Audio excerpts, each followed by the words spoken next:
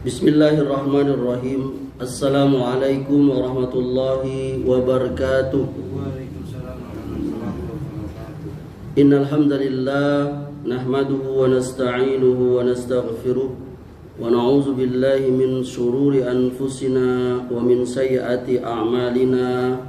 Man yahdihillahu fala mudilla lahu wa man yudlil fala hadiya lahu.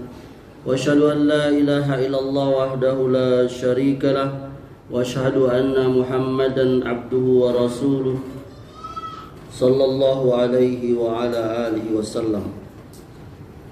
Ya ayyuhallazina amanu taqullaha haqqa tuqatih wa la tamutunna illa wa antum muslimun. Ya ayyuhan nasu taqu rabbakumul ladzi khalaqakum min nafsin wahidah wa khalaqa minha zawjaha wa batha minhuma rijalan katsira wa nisaa wattaqullaha allazi tasaaluna bihi wal arham innallaha kana 'alaikum raqiba. Ya ayyuhalladzina amanu taqullaha wa qulu qawlan sadida yuslih lakum a'malakum wa yaghfir lakum dzunubakum wa may yuti'illaha wa rasulahu faqad faza fawzan azima. Amma ba'du fa inna asdaqal hadisi kitabullah wa khairul huda huda Muhammadin sallallahu alaihi wa ala alihi wasallam wa syarrul umuri muhdatsatuha fa inna kulla muhdatsatin bid'ah wa kulla bid'atin dhalalah wa kulla dhalalatin finnar. Ikhwani wa akhwati jamaah Majelis Taklim Baiti Jannati yang dimuliakan oleh Allah, kita bersyukur kehadiran Allah Subhanahu wa taala. Allah masih memberikan kepada kita begitu banyak nikmat. Semoga kita termasuk orang-orang yang senantiasa mensyukuri atas segala nikmat yang Allah berikan kepada kita. Salawat bering salam kita sampaikan kepada Nabi yang kita cintai, Muhammad sallallahu alaihi wasallam, Nabi suri teladan kita, dan semoga kita juga nanti di yaumil qiyamah termasuk orang-orang yang mendapatkan syafaat atau pertolongan dari beliau. Amin ya rabbal alamin. Ikhwan dan akhwat rahimakumullah, yang menjadi tuan rumah kajian kita pada pekan kedua di bulan Februari tahun 2026 ini, yakni akhuna Yopi ya. Semoga ini menjadi keberkahan di dalam rumah tangga beliau, menjadikan rumah tangga beliau semakin sakinah, mawaddah, warahmah, dan juga anak-anak beliau menjadi anak yang soleh. Amin ya rabbal alamin.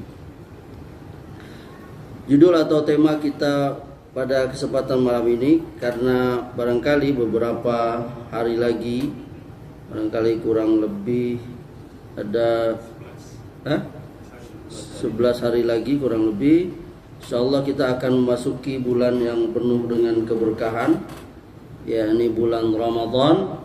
Maka insyaallah tema atau judul kita adalah amal-amal soleh di bulan Ramadan. Sebagaimana yang kita ketahui ikhwan, bahwa bulan Ramadan itu adalah satu-satunya bulan yang secara tegas disebutkan oleh Allah Subhanahu wa taala di dalam Al-Qur'an. Allah Subhanahu wa taala berfirman di dalam surah Al-Baqarah, "Syahrul Ramadan alladzi unzila fihi al-Qur'an hudan lin-nasi wa bayyinatin minal huda wal furqan." Yakni Allah Subhanahu wa taala mengatakan bahwa bulan yang kita diwajibkan berpuasa itu yakni bulan Ramadan, dan dia merupakan bulan yang di dalamnya awal Allah Subhanahu wa taala menurunkan Al-Qur'an. Makanya salah satu sebutan dari bulan Ramadan itu yakni Syahrul Qur'an atau bulan Al-Qur'an. Dan kita di dalam agama kita diperintahkan untuk beramal di bulan itu sebanyak-banyaknya. Karena banyak sekali hal-hal yang terkandung di dalamnya kebaikan orang yang beramal di bulan Ramadan itu. Maka kita insya Allah akan menyebutkan beberapa di antaranya yang dengan tujuan itu kita semua yakni bersemangat untuk mengamalkannya, melaksanakannya. Amal soleh yang pertama di bulan Ramadan itu pastilah kita kenal dengan namanya puasa. Rasulullah SAW dalam sebuah hadis, beliau pernah bersabda, kullu amali ibni Adam lahu al-hasanatu bi asyri amthaliha ila sab'imi'ati di'fin. Yaqulullahu azza wa jalla illa siyama fa innahu li wa ana ajzi bih. Kata Rasulullah, seluruh amal ibadah Bani Adam adalah miliknya, ya, dan setiap kebaikan akan dibalas 10 kali lipat hingga 700 kali lipat. Maka Allah berkata, ya, ini makanya disebut juga ada namanya hadis qudsi, ya. Jadi hadis qudsi itu, ya, ini ada di situ Allah berkata, Allah berfirman itu, kecuali ibadah puasa, sesungguhnya ia, kata Rasulullah, ia adalah milikku, kata Allah, dan akulah yang langsung membalasnya. Seorang yang berpuasa telah menahan diri dari syahwat makanan dan minumannya karena aku semata. Ada 2 kegembiraan bagi orang yang berpuasa, kegembiraan saat berbuka dan kegembiraan tak kala bertemu dengan Allah. Dan sungguh bau mulut orang yang berpuasa lebih harum di sisi Allah daripada aroma minyak kasturi. Hadis ini dikeluarkan Bukhari dan Muslim. Dalam hadis yang lain Nabi bersabda, man shoma ramadhana imanan wahtisaban ghufira lahu ma taqaddama min zambi. Barang siapa berpuasa karena iman dan semata-mata mengharap pahala, niscaya diampuni dosanya yang telah lalu. Hadis ini juga dikeluarkan Bukhari Muslim. Jadi ibadah puasa ini, yakni yang dimaksud ibadah puasa Ramadan itu, dia adalah ibadah yang utama. Bahkan dia merupakan salah satu dari arkanul Islam. Rukun Islam itu ada 5. Pertama syahadatain, yang kedua sholat 5 waktu, yang ketiga zakat, yang keempat puasa di bulan Ramadan, yang kelima pergi haji bagi yang mampu. Jadi ibadah puasa itu di bulan Ramadan itu bagian dari rukun Islam. Ada kalau seseorang yang dia menolak ini, maka dia telah kufur kepada Allah Subhanahu wa taala. Karena ini bagian rukun. Dan dia, setiap orang yang telah terkena kewajiban, wajib dia melaksanakan ibadah puasa bulan Ramadan ini. Kecuali dia terkena hal-hal yang membolehkan dia, yakni tidak berpuasa itu. Ada yang hal secara mutlak, maka dia menggantinya dengan membayar fidyah, atau bahkan dia yakni menggantinya dengan puasa atau mengkodonya di hari yang lain, atau gabungan daripada keduanya. Ini yakni dibicarakan di bab yang lain, yakni bab fikih. Tapi intinya adalah bahwa puasa itu wajib dikerjakan, yakni selama orang itu dia sudah akil balik, ya, dan dia tidak haid atau nifas, maka dia berkewajiban, baik dia laki-laki atau perempuan. Bahkan kaum muslimin sudah terbiasa, yakni mendidik anaknya untuk dia yang namanya melaksanakan ibadah puasa itu dengan iming-iming. Maka diharapkan kita banyak sekali hikmah yang terkandung di dalam yang namanya ibadah puasa itu. Oleh para ulama semisal Al-Imam Al-Ghazali dalam kitabnya Ihya Ulumuddin, dalam bab yakni puasa itu, beliau memberi 3 tingkatan orang yang berpuasa itu. Yang pertama yakni tingkatan orang awam, orang kebanyakan. Orang awam atau orang kebanyakan itu mereka berpuasa, yakni mereka hanya menahan lapar dan dahaga saja. Dia hanya menahan lapar. Makanya kata Nabi SAW, kam min shaimin laisa lahu min siyamin illal ju' wal atos. Berapa banyak orang yang berpuasa tapi dia nggak dapat apa-apa. Dia hanya dapat apa? Yakni lapar dan haus saja. Kenapa? Rupanya karena dia panca inderanya itu tidak dia yakni puasakan juga. Karena puasa itu maknanya yakni menahan, ya kan? Menahan yang namanya pembatal puasa. Perut dan bawah perut, makan, minum dan campur suami istri. Tapi ada dia yang merupakan pembatal pahala puasa itu sendiri.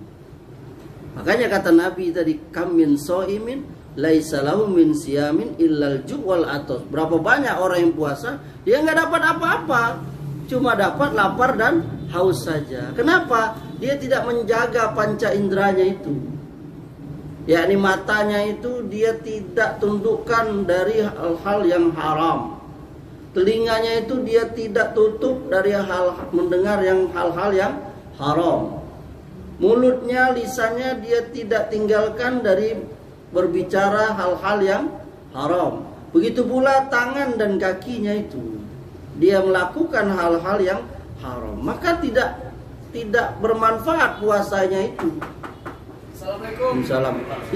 Tidak dapat apa-apa puasanya itu, melainkan hanya dapat apa?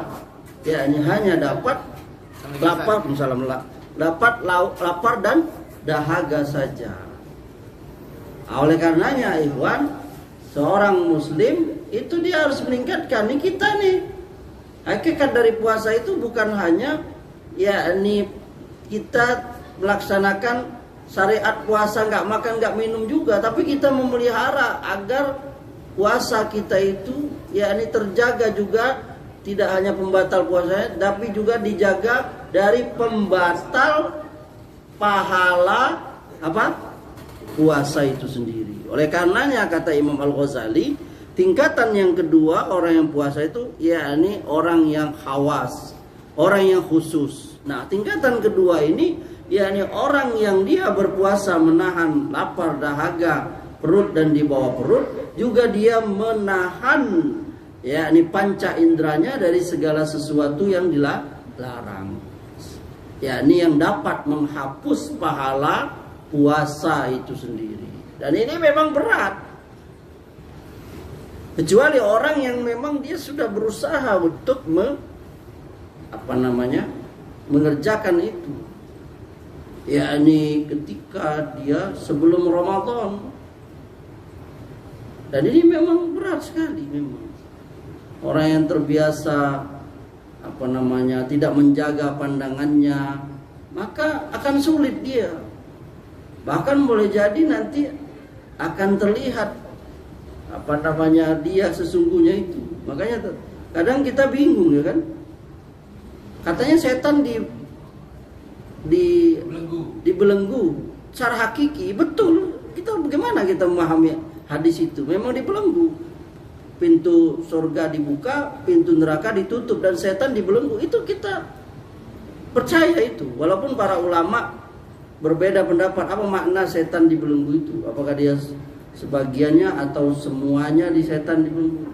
Dan anak pribadi ya ikut semuanya dibelenggu memang. Tapi di situ ada yang namanya hawa nafsu. Orang yang sudah terbiasa melakukan sesuatu, ya kan? Yang biasanya dia diajak kawannya, karena sering diajak kawan itu, ketika kawan itu tidak ada ngajak atau tidak ada lagi, dia pun sudah terbiasa. Dia akan melakukannya walau sendiri tadi, paham nggak, Iwan? Jadi karena sudah seringnya dia berkawan dengan setan tadi itu, maka ketika setan itu tidak ada, setan pun aman. Kan tadi saya sudah 11 bulan saya sudah ngajak dia coba. Bisa nggak antum bayangin memahaminya ya kan?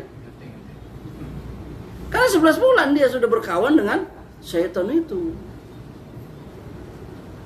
Itu banyak ayatnya itu. Allah mengatakan wala tattabi'u khutuwatis syaiton innahu lakum aduwwum mubin. Jangan kamu ikuti langkah-langkah syaitan, sesungguhnya syaitan itu musuh yang nyata bagimu. Al-Baqarah 208 itu. Tapi di ayat yang lain ada orang-orang itu memang syaitan sudah menjadi kawan dia. Bahkan dia sendiri sudah jadi setannya. Makanya ada ayat minal jin nanti wanas. Karena setan itu ada yang dari jenis jin, ada yang jenis dari anas manusia. Itu yang pertama. Jadi kata para ulama, karena sudah terbiasa bermaksiat 11 bulan itu berkawan dengan setan, maka udah dia jadi setan deh.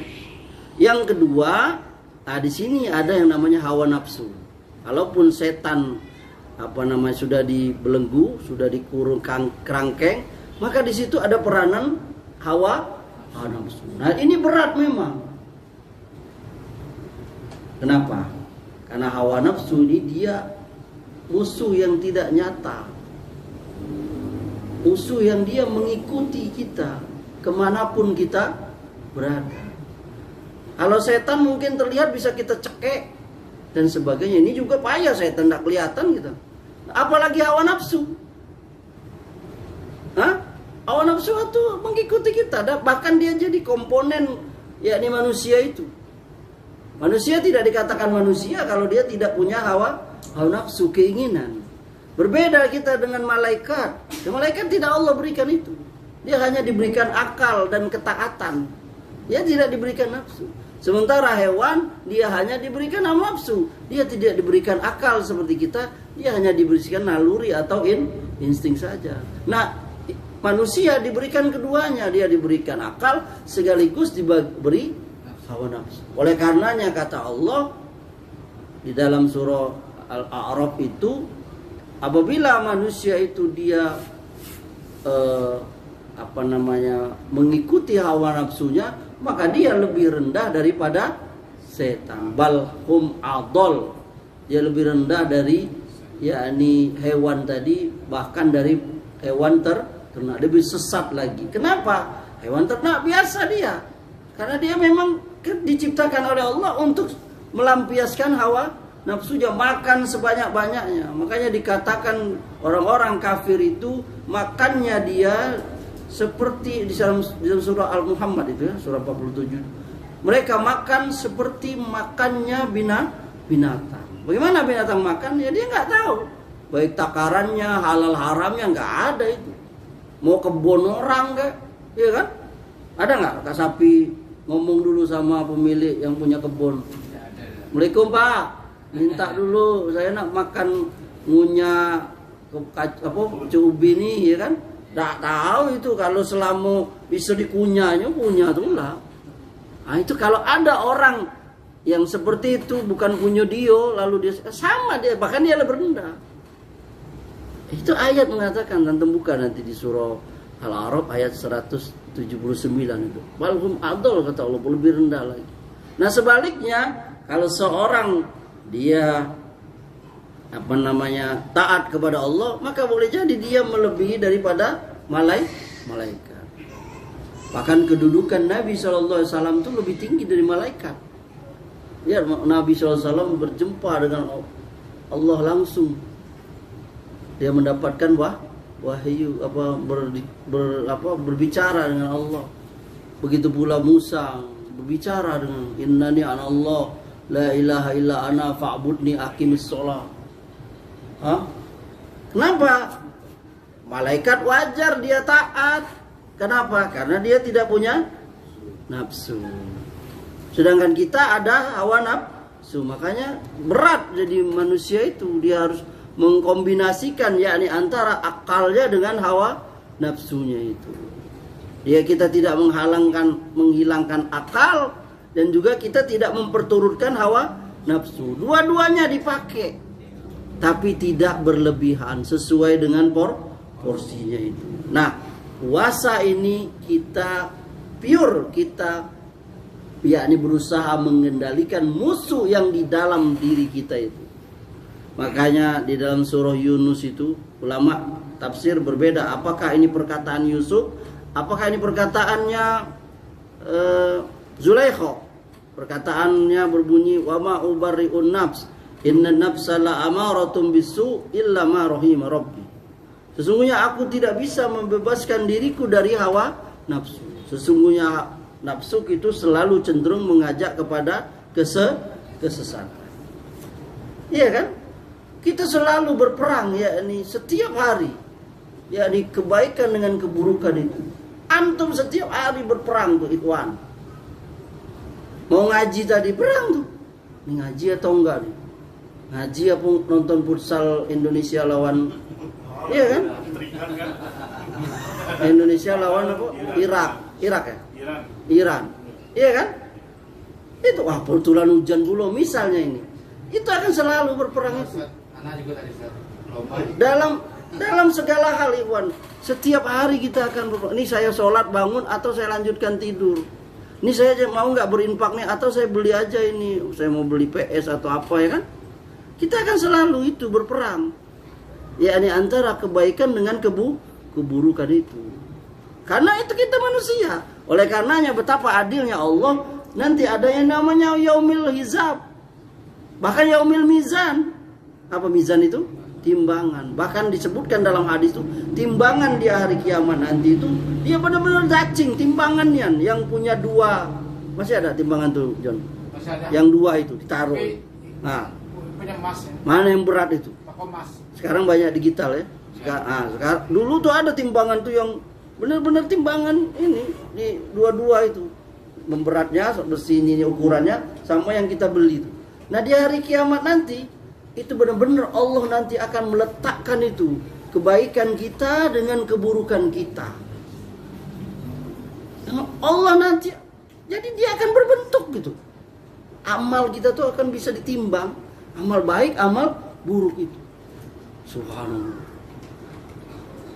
Maka rugi sekali kalau kita tidak memperbanyak. Padahal kita baca ayatnya fama ya'mal misqala dzarratin khairan yarah wa may ya'mal misqala dzarratin syarran yarah. Sebesar biji sawi, sebesar atom.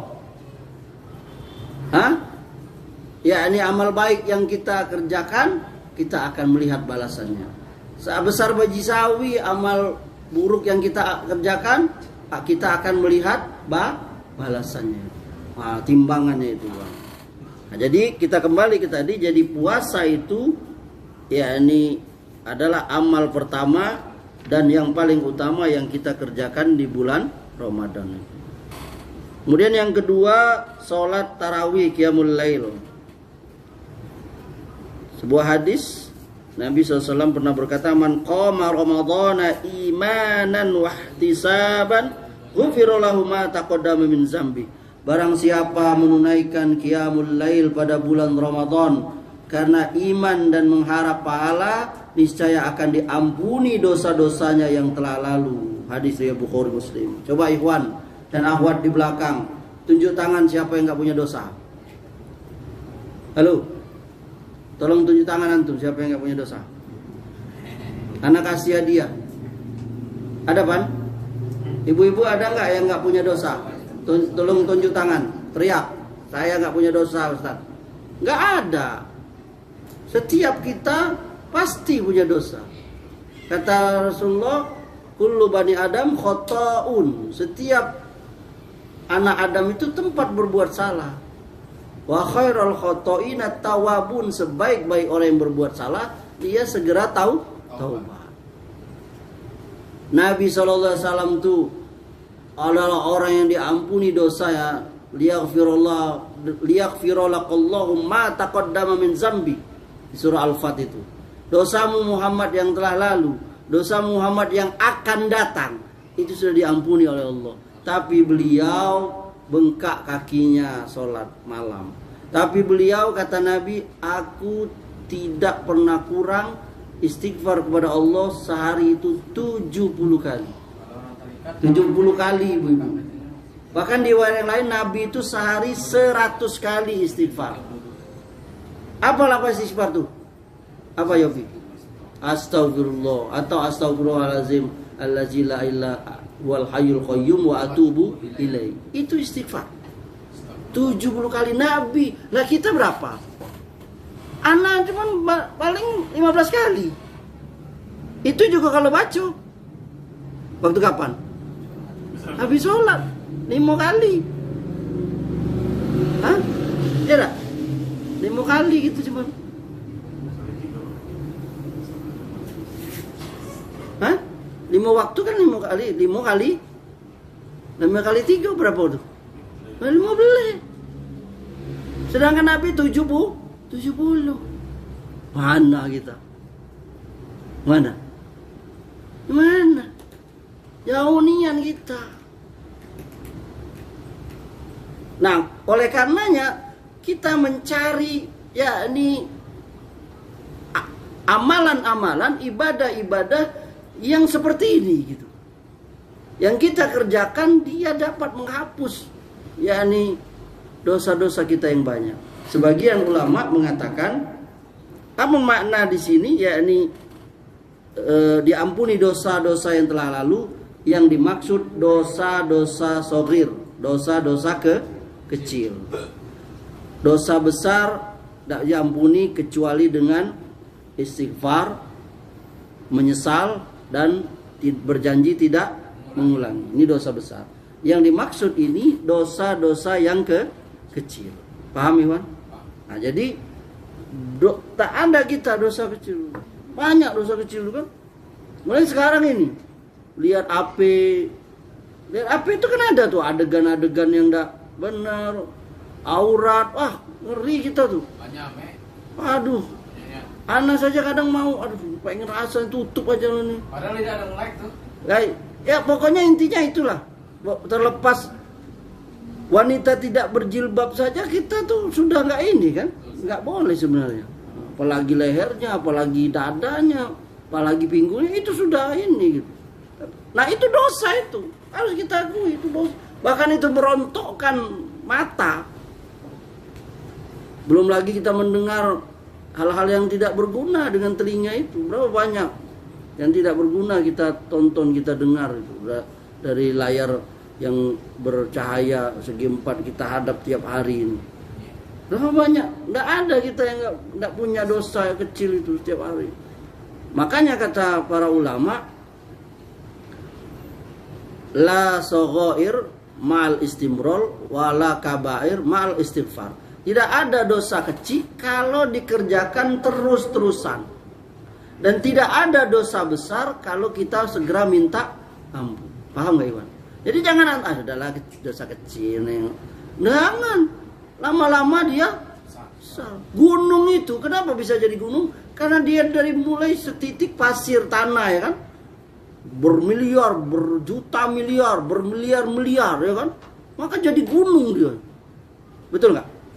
Nggak dia langsung jadi itu gunung tuh, nggak bluk, nggak itu berapa ini pasir, berapa banyak tanah titik-titik itu.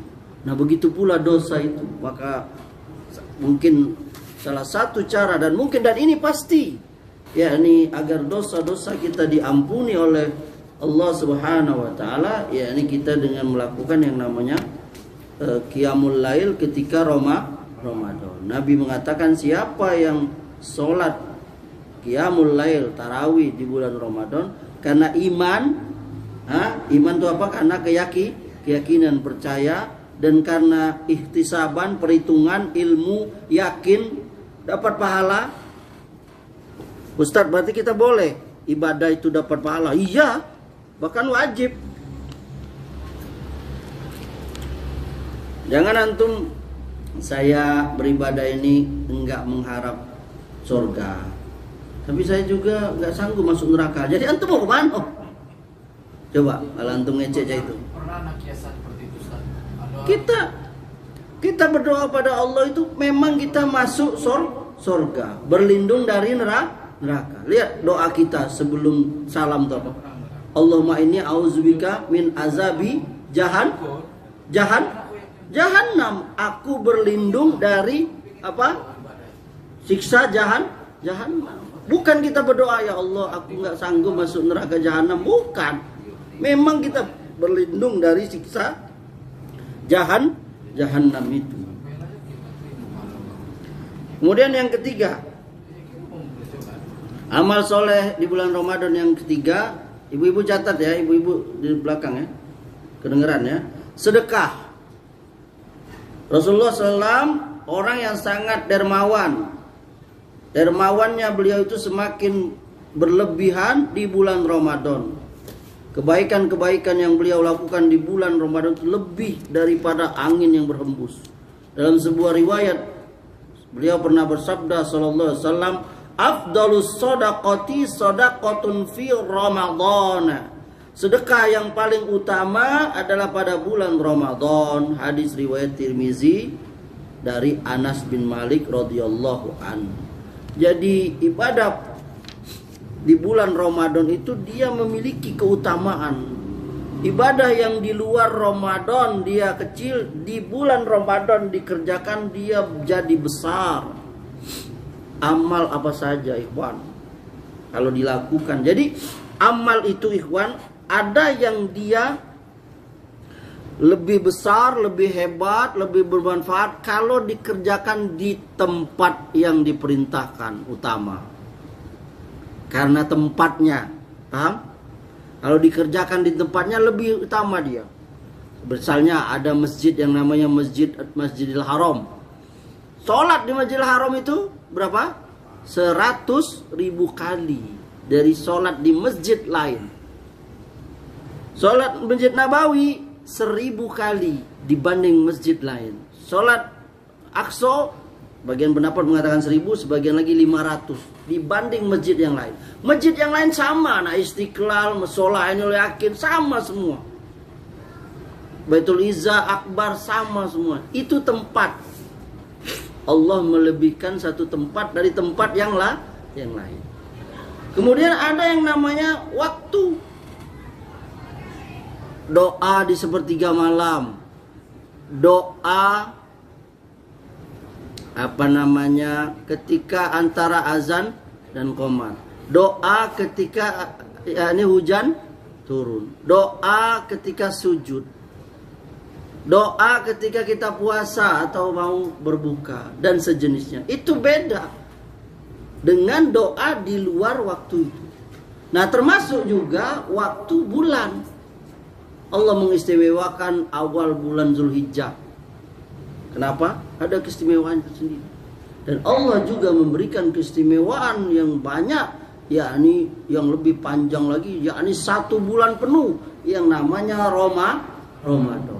Nah, sedekah di bulan Ramadan itu beda dengan sedekah di bulan yang lain. Apa bentuknya sedekah, Ustaz? Boleh kita memberi makan? Hah? Memberi makan itu pahalanya sangat besar. Nabi SAW dulu suka memuji orang yang suka memberi orang makan. Sekarang bisa nggak kita praktekin, Ustaz? Bisa.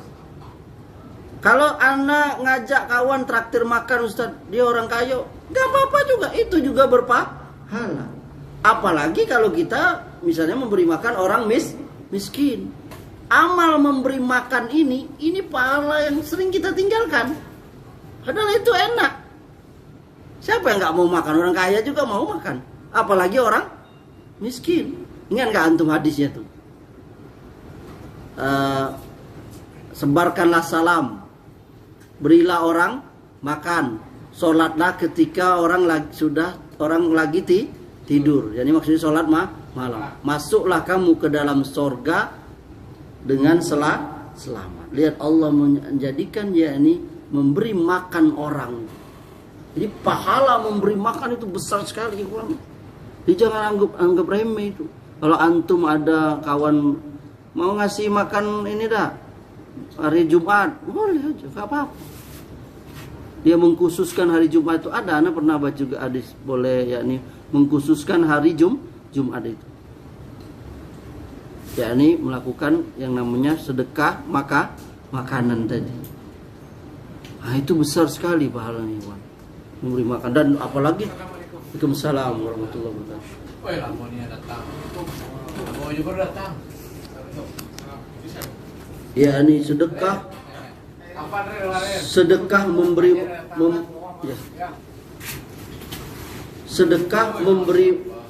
sedekah memberi makan orang lain. Ya subhanallah, besar sekali pahalanya, Iwan. Ustaz, kalau traktir kawan tadi itu, ya juga termasuk. Jadi mengajak kawan makan itu pahala besar. Dengan keutamaannya, ingat tadi apa? Memberi makan.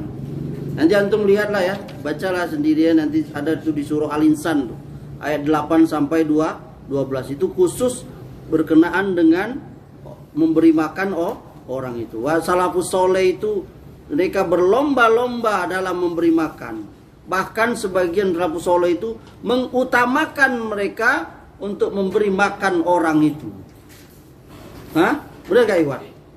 Karena memang ada ibadah itu yang seseorang dia nggak sanggup ini, dia rajin nian sholat duha atau sholat malam. Ada dia nggak sanggup ibadah sehari, dia senyum aja, ketemu orang senyum dia. Itu pahala itu.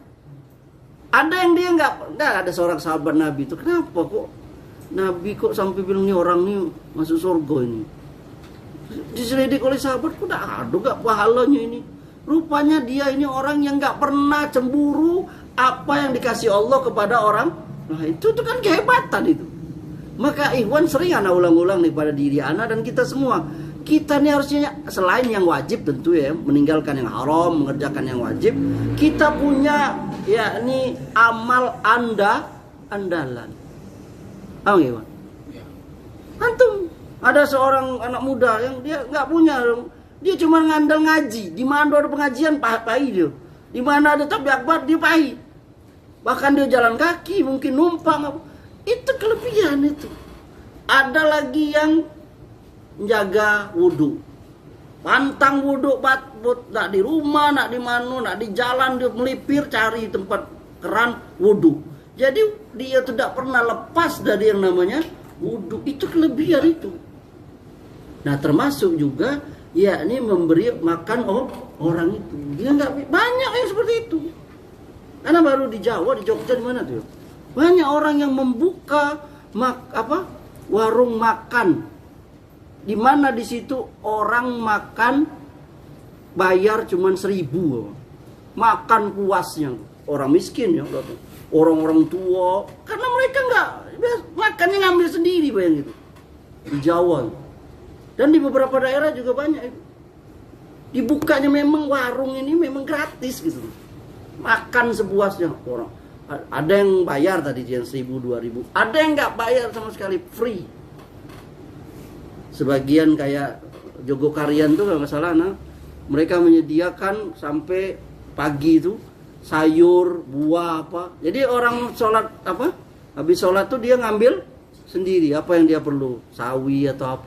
Dan akhirnya jamaah itu juga dia nggak mau ngambil semua, nggak timbul jadi kemaruk, rakus, tomak, loba, enggak. Dia mana yang dia mau ambil? Ini maksud anak tadi yakni murah hatinya itu. Dan antum ikhwan, salah satu yang patut kita syukuri adalah kita punya sifat yang dermawan. Itu antum harus bersyukur kepada Allah. Dan kita patut introspeksi diri, kita mohon ampun kepada Allah kalau kita punya sifat pelit. Yakni tidak mau berbagi, medit, buntut gasiran, keket, sampili karyang. Apa lagi bahasa mana apa? Sampili karyang tuh mana paling ini. Bahasa mana apa? Hah? Jarjit. Waduh. Mana jarjit? Nah itu kawan Ipin Upin itu jarjit. Berarti jarjit tuh ini. Itu. Ya kan bahasa Inggris apa pelit? Kalau bahasa Arab bakhil. Nah. Kalau bahasa Inggris apa Dra? Bahasa Inggris apa? Itu. Hah? Ibu-ibu dengar nih. Jadi kita harus punya andalan. Bayangkan ada ini untuk ibu-ibu nih. Ada wanita itu yang dia masuk surga itu karena dia taat kepada suaminya. Antum pernah baca hadisnya kan? Ya, ini ada wanita sholat 5 waktu, puasa di bulan Ramadan, menjaga farjinya, kemaluannya, dan dia taat kepada suaminya. Kata Nabi, silahkan dia masuk surga dari pintu mana saja yang dia mau. Pintu surga itu ada berapa? 7, 8, berapa lah. Bahkan suruh milih dia mau masuk pintu yang mana. Tadi itu, perempuan ini khusus perempuan nih. Sholat 5 waktu. Tidak disuruh sholat duha, sholat malam, tidak. Sholat 5 waktu. Puasa Ramadan. Tidak perlu disuruh Senin Kamis, apa dah. Jaga farjinya, taat sama suaminya. Ya subhanallah. Maluan. Oh, farji tadi. Iya. Iya. Hah? Iya kan? Jadi kita tuh punya andalan gitu. Ya ini amal andalan kita. Ada orang tuh yang dia nggak pernah mencarut, ada. Tapi sebagian kita, sebagian orang lah ya, bukan sebagian kita. Sebagian orang tuh dengan istrinya, dengan anaknya saja mudah sekali carut. Ana nasihati antum semua ikhwan. Jangan antum biasakan di rumah antum ngomong jorok dengan istri kalau marah. Ibu-ibu juga jangan biasakan ngomong mencarut kalau marah di rumah. Baik itu dengan suami atau istri, apalagi dengan anak. Hilangkan itu. Penghuni kebun binatang menyebut kemaluan, menyebut kata-kata kotor dalam daerah masing-masing kan ada tuh. Daerah Minang ada, daerah Bengkulu ada, daerah Jambi ada tuh. Kata-kata yang kalau disebut itu sudah kotor, rijis. Kita sendiri jijik. Kalau orang normal di waktu yang normal dia nyebut itu, dia jijik itu. Tapi ketika dia marah dia sebutkan itu, kita berlindung kepada Allah. Kita kembali ke pelajaran tadi, yakni salah satu yang bisa kita lakukan yakni memberi makan. Yang keduanya sedekah ini yakni menyediakan makan berbuka bagi orang yang puasa. Lihat nih kelebihannya ini. Kata Nabi, man fattara sha'iman kana lahu misla ajrihi ghaira annahu la yunqasu min ajris sha'imi syai'un. Barang siapa menyediakan makanan berbuka bagi orang yang berpuasa, maka ia dapat pahala seperti orang yang puasa tanpa mengurangi pahala yang puasa itu sedikit pun. Hadis riwayat Ahmad, Nasai, Sahih. Masya Allah. Hanya memberi orang makan puasa dapat pahala seperti orang yang puasa itu. Allah kelemah. Berarti kalau antum puasa, antum puasa nih, lalu antum ngasih orang buko juga untuk orang yang puasa, dapat 2 dah puasanya. Dapat 2, betul Real. Ya kan? Dapat 2. Puasa kita sendiri, dapat lagi pahala seperti orang yang berapa kita ngasihnya Ustaz? Apa sebungkus? Apa 10 bungkus? Pokoknya ngasih orang nak korma setengah, korma 1 butir, korma 2 butir, air segele dapat. Berarti makin banyak kuantitasnya makin besar lagi, apalagi kualitasnya, paham nggak? Apalagi makin ikhlas. Maka berlomba-lomba lah kaum muslimin memberi ayo buko, ini ambu kasih, ya kan? Walaupun kadang luber-luber juga kan di masjid itu kan, karena saking banyaknya orang ngasih kan, enggak masalah.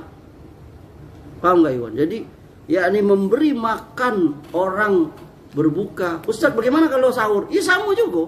Mafhum mukhalafahnya itu juga gitu. Pemahaman terbaliknya kalau buko dapet begitu bulo sahur. Kita nyediakan, saya mau ngasih sahur supaya anak-anak penghuni panti asuhan itu semangatnya sahur, ambo kasihnya masing-masing paho Kentucky misalnya kan, sama sambalnya ke nasinya sini, ya kan? Berapa orang itu? Ada 40 orang, Pak. Berarti taruhlah misalnya Kentucky berapa sih ini? Berapa ribu? 10 ribu. 10 ribu berarti kali 40 400.000, ya kan? Nah itu dia. Antum bayangin kalau nak hitung-hitungan berarti dapat pahala 40 orang. Berarti dapat pahala sama seperti puasa 40. Tambah puasa dia sendiri 41 kalau mau hitungan. Tapi ingat tadi di awal tadi, ya Allah itu akan membalas 10 sampai 700 bahkan lebih. Berapa? 10. Makanya di hadis itu kan jelas. Siapa yang puasa Ramadan sebulan penuh, lalu dia melanjutkannya dengan 6 hari di bulan Syawal, maka seolah-olah dia puasa setahun penuh. Para ulama mencari kenapa kok bisa gitu. Oh, rupanya balasannya kita itu 1 hari puasa itu seperti 10 hari dibalas. Allah balas itu minimal kebaikan itu 10, ikhwah. 10. Berarti kalau kita puasa 30 hari, berarti sama kita puasa 300 hari. Kalau kita tambah 6, berarti 60 hari. Setahun itu kurang lebih 360 hari. Taruhlah ya, kalau Masehi 365 kan. Nah, kalau Hijriah 360. Paham enggak, Iwan? Coba lihat itu, alangkah banyaknya. Bahkan 700, bahkan lebih. Ingat tuh ayat yang kita baca, antum catat itu, Al-Baqarah 261. Matsalul ladzina yunfikuna amwalahum fi sabilillahi kamasali habba ambatat sab'a sanabila fi kulli sumbulatin mi'atu habba wallahu yudha'ifu liman yasha wallahu wasi'un alim. Perumpamaan harta yang kamu infakkan, nafkahkan di jalan Allah, itu seperti satu bulir bibit yang menumbuhkan 7 cabang. Setiap cabang itu 100 tangkai, 100 buah. Berarti berapa? 700. Satu itu. Allah ngasih kita kasih 1 juta, Allah ganti 700 juta. Kikiro orang kalau kita kasih 1 juta, ada yang balikkan, oh ngasih aku 1 juta yo. Aku 700 juta untuk kamu. Kira-kira ada dah. Kira-kira rasanya payah dah. Payah dah.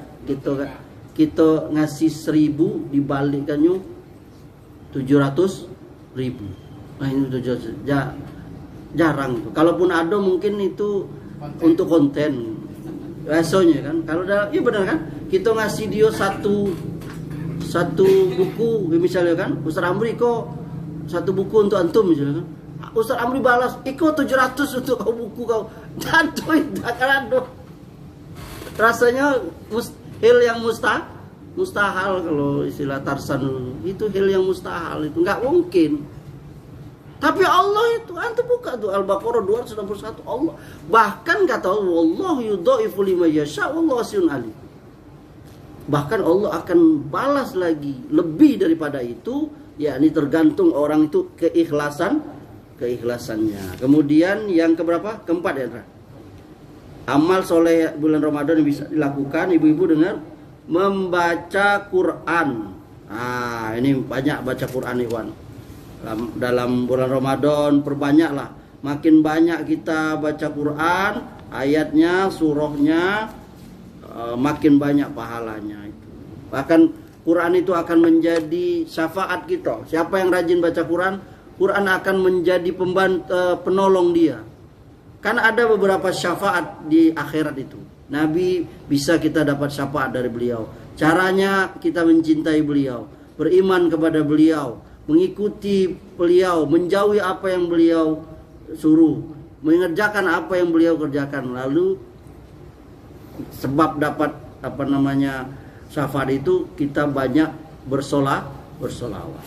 Kemudian salah satu dapat syafaat itu baca Quran. Orang baca Quran itu akan memberi syafaat itu. Dalam hadis dikatakan alam kubur itu alam yang gelap, sempit dan sebagainya. Maka salah satu penerang itu yakni Al-Quran. Quran itu akan menjadi penerang, yakni ketika kita kegelapan di dalam alam kubur itu. Yang kelima Amal soleh yang kelima bulan Ramadan, tetap duduk dalam masjid sampai matahari terbit. Nah, ini ya yang bisa dilakukan. Kalau antum ke masjid, sekiranya tidak ada mau pekerjaan yang lebih utama, ya kan? Nah, ngopi kan tidak bisa, ya tak? Karena kan puasa, ya kan? Itu kita tunggulah dulu sebelum pulang itu sampai matahari terbit. Iya, itu menunggu syuruk itu istilahnya kan. Sampai kata Nabi SAW, barang siapa sholat subuh, sholat fajar jamaah di masjid, lalu dia duduk entah berzikir, dengar pengajian atau apalah, sampai matahari terbit, masuk waktu syuruk, lalu dia sholat syuruk atau sholat duha awal 2 rakaat, maka seakan-akan dia dapat pahala haji dan umroh tamam sempurna, yakni sempurna. Yang keenam, iktikaf. Nah, ini iktikaf ini bisa yang sebagian kita melakukannya ini. Banyak masjid, para ulama mungkin sebagiannya khilaf, tapi pendapat yang kita pakai yakni kita boleh iktikaf di masjid mana saja. Tapi yang paling masjid yang sekiranya kita nggak perlu keluar lagi, itu berarti masjid yang di situ ditegakkan sholat Jumat. Wabil khusus 10 malam terakhir. Kalau Lendra tuh udah berapa kali dia puasa umroh waktu bulan Ramadan. Orang berlomba-lomba karena memang sebagian ada pendapat ulama yang mengatakan dalil keumuman itikaf di masjid itu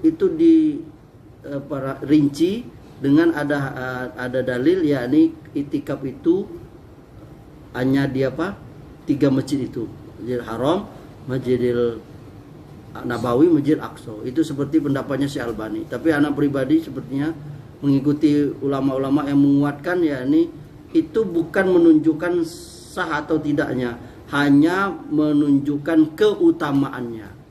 Paham nggak? Seperti pendapatnya Syekh Utsaimin. Jadi hadis yang mengatakan tidak ada itikaf kecuali 3 masjid itu, kalau hadisnya itu ditakdirkan sah, itu maknanya adalah syarah hadis itu, yakni maksudnya lebih utama, yakni itikaf di 3 masjid itu. Bukan berarti itikaf di masjid lain tidak boleh. Karena apa? Karena kalau sedangkan ayat itu berlaku untuk semua. Kasihan sekali orang-orang yang tidak bisa sedangkan ayat itu berkenaan dengan bulan Ramadan. Itikaf itu berkaitan dengan ayat-ayat puasa Ramadan. Ya kan? Nah, nanti kita bisa lanjutkan poin bab berikutnya, yakni yang berkaitan dengan adab-adab itikaf itu. Mungkin ikhwan sebagiannya mungkin sudah pernah dengar atau apa. Ada adab pelajaran tersendiri fikih yang berkaitan dengan adab-adab yang namanya itikaf itu. Apa definisi itikaf itu? Hikmahnya apa? Pensyariatannya itu bagaimana? Kemudian boleh jadi karena dia fikih ada syaratnya. Ya kan, sama seperti sholat. Sholat tuh ada syaratnya. Kalau antum nggak tahu syarat sholat gimana? Lalu ada pembatalnya. Pembatal itikaf tuh ada. Kemudian sama seperti ibadah yang lain juga ada amalan tambahannya, yakni ada yang sunatnya. Sama seperti sholat. Sama seperti wudhu, ada yang sunnah wudhu apa, sunnah sholat apa, termasuk juga sunnah yang dilakukan ketika iktikaf. Itu ada bab khusus. Nanti kapan-kapan kita buka mungkin, atau antum bisa mendapatkan dari sumber yang lain. Kemudian apa perkara-perkara yang dilarang, yang makruh, bahkan yang membatalkan tadi. Kapan masuknya iktikaf itu? Kemudian berbagai macam yang lainnya. Ini masuk ke bab ini. Tapi karena pembicaraan kita hanya pada bab amal-amal soleh bulan Ramadan, maka kita lanjutkan poin berikutnya, yakni umroh di bulan Ramadan. Nah, ini yang Rendra sering ngiklan deh kan. Ayo siapa yang mau ini sekian dolar ya Re? Nah, sekian dolar apa? Karena memang ada hadisnya itu Iwan. Nabi pernah berkata, umrotun fi Ramadhan ta'dilu hajjatan. Pahala umroh di bulan Ramadan sama seperti ibadah haji. Hadis riwayat Bukhari. Di hadis yang lain, hajjata ma'i, sama seperti menunaikan haji seperti bersamaku, kata Nabi. Maka kita berdoa kepada Allah, semoga kita suatu saat insyaallah dapat yakni umroh di bulan Ramadan. Insyaallah taala. Kemudian yang ke-8, ibu-ibu dengar ya. Amal yang ke-8, mencari malam Lailatul Qadar. Inna anzalnahu fi Lailatul Qadar. Sesungguhnya kami sudah menurunkannya, yakni Quran itu di malam Qadar, malam kemuliaan. Inna anzalnahu fi Lailatul Qadar. Lailatul Qadri khairum min alfi syahr. Tahukah kamu malam kemuliaan itu? Malam kemuliaan itu lebih baik daripada 1000 bulan. Berapa 1000 bulan itu berapa tahun? Berapa tahun dari? 83 tahun kurang lebih, ya kan? Nah, jadi kita, anak dan antum semua harus berusaha itu. Jangan terbuang-buang waktu percuma kita ketika bulan Ramadan itu. Banyak orang yang sia-sia. Dan kita nggak usah, memang ada hadis-hadis yang berkaitan, ya ini carilah malam Lailatul Qadar itu di waktu-waktu yang ganjil. Itu hanya penguat, tapi bukan berarti di waktu genap itu enggak. Karena memang kenapa Allah merahasiakan yakni malam Lailatul Qadar itu? Agar orang tidak lengah, agar orang selalu berjaga. Sebagian orang juga mungkin dia ke masjid juga itikaf, tapi banyakan tidurnya. Jadi hanya mengganti aja.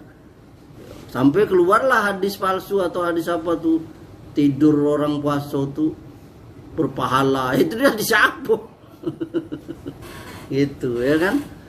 Jangan dibilang, ya boleh jadi, tapi jangan dibilang itu hadis Nabi. Ya memang ada tidur orang puasa berpahala dibanding tidur orang maling, ya kan. Dia tidur untuk maling, ya pastilah berpahala. Tapi jangan disandarkan ke Nabi, itu maksudnya. Nah, kita kembali, jadi memang berusaha nian mencari Lailatul Qadar. Antum bayangkan ikhwan, satu amal yang kita lakukan di malam Lailatul Qadar itu sama seperti antum beramal 83 tahun. Siapa yang ngasih? Ipan tahu nggak sebab kenapa Allah kasih Lailatul Qadar tuh? Rendra tahu nggak? Apa? Karena amalnya ini pendek. Iya. Jadi umat kita protes. Nabi SAW berkata, enak sekali umat-umat yang lama. Umat Nabi Nuh tuh ratusan tahun, ribuan tahun. Nabi Nuh tuh satu pendapat 1300 tahun umurnya. Nabi Hud 400-an, 500-an. Nabi Yakub 140, Nabi Ibrahim 100 berapa? 150, kurang lebih itu. Bayangkan, lama sekali mereka bisa ibadah, kata Rasulullah. Sedangkan umatku 60 ini. Maka Allah memberikan malam Lailatul Qadar itu. Antum bayangkan kalau orang dapat tiap tahun yakni pahala Lailatul Qadar itu, berarti berapa ratus tahun dia seolah ibadah. Kalau dia sholat malam sepanjang itu, berarti dia sepanjang 83 tahun berarti dihitung sholat. Kalau dia sedekah di malam itu, dia seolah sedekah 80 tahun. Jadi Ustadz, amal apa saja? Amal apa saja, bukan sholat aja. Antum berbakti kepada orang tua malam itu, sama itu pahalanya. Antum menyenangkan istri antum malam itu, antum kasih hadiah atau apalah, sama dengan dapat pahala itu. Pokoknya amal apa saja yang dilakukan malam itu, pahalanya seperti 83 tahun dia melakukan amal itu. Apalagi kalau merangkum semuanya. Ya dia lah puasanya, ya dia bersedekah malam itu, ya dia berzikir, dia baca Quran, apalagi dia nolong orang tuanya, dia nolong tetangganya, dia ngasih solusi kawannya, dia ngasih kepala ikan ke Pak Wali Kota, ya kan, misalnya gitu kan. Kok ngapa jadi ke situ tuh? Itu yang terbayang tuh ya. Itu dapat itu. Ya ini benar-benar berusaha mencari. Nah ibu-ibu juga itu. Ibu-ibu jangan khawatir, Bu. Niatkan, Bu. Sebagian ibu-ibu menghadapi Ramadan bukan bergembira, ayo bangun lagi jam 2. Bang, memang seperti itu ibu-ibu. Tugas ibu-ibu emang di saat bapak-bapak masih ngorok. Ibu-ibu udah bangun, kadang bapak-bapak juga bangunin sih. Cuman bangunin bininya, bukan ini. Pakai kaki lagi bangun, dia tidur lagi. Nah, bapak-bapak baiti jana tidak itu. Siangnya tidak, malamnya saya itu dulu. Dia bangun dulu suami saya itu bangun Ustaz. Tapi dia bangunin saya udah tuh tidur lagi. Ya, ibu-ibu jangan khawatir pahala ibu itu ibu-ibu. Karena rumah itu hidup, itu karena ibu-ibu ya kan? Antum tinggal bangun aja. Sudahlah, sama baik gitu kan? Iya, bangun Kak, sudah bangun Kak. Kalau tidak bangun juga, Kak bangunlah, ya kan? Kalau tidak bangun juga panggilnya Blangwir, siram sama saya gitu. Ya kan gitu. Lah sedia apa sediakan makanan, bayangan. Bahkan ibu-ibu nggak apa-apa request suaminya, apalagi ibu, umi, adek request ini ya. Nah, ayo ini, kakak ini. 3 anak beda Bu, ini kan suaminya minta pula, ibunya sendiri tidak apa-apa. Gampang Mbak Ibu zaman sekarang lah ada GoFood ya kan? Asal duitnya Ustaz ya, minta sama lakinya lah, masa sama Ustaz dulu. Minta sama lakinya, ya kan gitu. Jadi mudah itu sekarang. Jadi ibu-ibu berbahagialah. Pahala ibu lebih banyak dari pahala kami. Karena bangun sahur itu ibu-ibu yang lebih dahulu itu bangun itu. Kemudian yang terakhir ya. 10, tidak berbuat hal yang sia-sia pada bulan Ramadan. Nah, ini Wan. Ini yang paling penting nih. Kadang-kala kita di bulan Ramadan ini sia-sia. Sepertinya kita aktif di media sosial bulan Ramadan kurangilah. Kalau bisa hilangkan ya, kalau bukan penting ya. Ngobrol-ngobrol ngarung ngidul itu. Antum ingat tuh surah Al-Mu'minun ayat 3 tuh. Wallazina hum 'anil lagwi mu'ridun. Orang mukmin yang beruntung itu kata Allah salah satunya yakni meninggalkan perkataan dan perbuatan yang sia-sia. Apalagi yang maksiat, yang sia-sia aja dijauhkan. Apalagi di bulan Ramadan. Ingat tadi tuh. Amal baik yang dilakukan di bulan Ramadan tuh pahalanya lebih besar. Sebaliknya dosa yang dilakukan di bulan Ramadan lebih besar juga. Paham? Sama seperti orang bermaksiat di tanah haram itu lebih besar daripada tanah Indonesia. Paham gak? Iya. Waktunya itu berbuat dosa. Antum berbuat nyolong rumah orang dengan nyolong di masjid, mana ini ya? Masjid. Makanya kata Rasulullah, salah satu dosa besar berzina dengan istri tetangga. Kenapa beda? Kenapa bedanya dengan maaf berzina juga dengan WTS kan? Kenapa dosanya lebih besar dengan istri tetangga? Karena itu kerusakannya lebih muncul. Paling tetangga malah dizinainya istrinya. Makanya dosanya sama dosanya, tapi besarnya lebih besar ini. Kalau tidak ketahuan, tetap berdosa. Bukan soal tidak ketahuan, Allah Maha melihat. Nak ketahuan, nak tidak ketahuannya Allah tahu. Dicatat sama apa? Dicatat oleh Roket dan Atid. Ambo kan terkejut oleh Joni ini. Ya Allah celetukannya tuh kalau tidak ketahuan katanya. Allahu Akbar. Nah, iya tetap tahu, Allah Maha tahu. Rakib dan Atid itu tahu itu. Paham ya Iwan ya? Jadi kadangkala itu dosa itu kita durhaka dengan guru bisa, durhaka dengan orang tua yang apa, tapi durhaka dengan orang tua sendiri itu lebih besar daripada durhaka dengan orang tua orang lain. Sama-sama durhaka juga, tapi durhaka kepada orang tua itu lebih besar lagi. Jadi kadangkala dosa itu lebih besar, yakni dilihat kepada siapa, di mana, kapan, termasuk juga siapa yang melakukan. orang awam melakukan dosa beda dengan orang berilmu. Hah? Ustadz berbuat dosa lebih besar dosanya dibanding dengan orang yang ngaji, paham? Kenapa? Kerusakannya lebih besar karena dia tak tahu. Betul tak? Kok ragu-ragu jawabnya? Betul tak? Betul. Kasih contoh itu, ulama lebih besar kalau dia berbuat dosa. Ustadz apalagi, iya, dibanding orang awam. Kenapa? Karena kerusakan yang dia timbulkan lebih berat. Bahkan itu kalau dilihat orang umum, kata ini kan tadi tidak ketahuan. Kalau ketahuan itu bisa jadi pembenaran. Makanya orang wajar marah, itu guru gaji, itu pengurus pesantren, ketua ini hancur pesantrennya. Kenapa? Orang marah, harusnya yang dia memberi teladan, malah dia memberikan contoh yang buruk. Nah, jadi dosa itu lebih besar dilihat tempatnya di mana, kapan dia melakukan, kepada siapa melakukan, termasuk siapa yang mengerjakannya. Semoga Allah Subhanahu wa taala, kita berkata, yakni marhaban Ramadan, selamat datang Ramadan. Berdoalah ikhwan kepada Allah Subhanahu wa taala, semoga Allah Subhanahu wa taala pertemukan kita dengan bulan yang penuh dengan keberkahan ini. Allah panjangkan umur kita dan Allah berikan kita akal yang sehat, badan yang sehat, dan juga kelapangan sehingga kita dapat bertemu Ramadan, kita beribadah di dalamnya, dan Allah mengampuni dosa-dosa kita, mengumpulkan pahala yang dengan itu Allah masukkan kita ke surga dan Allah lindungi kita dari siksa neraka. Amin ya rabbal alamin. Barangkali ini pengajian yang dapat kita sampaikan. Subhanakallahumma bihamdika asyhadu an la ilaha illa anta astaghfiruka wa atubu ilaik.